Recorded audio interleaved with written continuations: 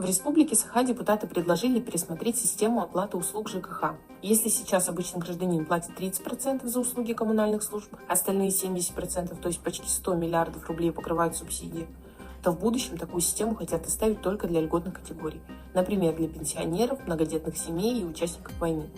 И это в регионе, где зимний период длится больше полугода, и несколько месяцев температура держится на отметке минус 50 градусов. Депутаты не зря затронули вопрос о реформе ЖКХ. Новости экономики последних дней не оставляют никаких шансов на спокойное будущее. Цены на нефть могут рухнуть в ближайшее время до $50 за баррель, и тогда вслед за нефтью рухнет и рубль до 122 по отношению к доллару. Еще одна проблема для российской экономики – ускорение инфляции. Центробанк не сможет с ней справиться даже с учетом постоянного повышения ключевой ставки. Официальная инфляция в год сейчас составляет 8,7%, неофициально же она выше 14%. На этом фоне вызывает большие вопросы строительства арктического центра. По подсчетам якутских журналистов, новостройка в 2025 году обойдется бюджету республики больше, чем в 37 миллиардов рублей, и это в нынешних ценах.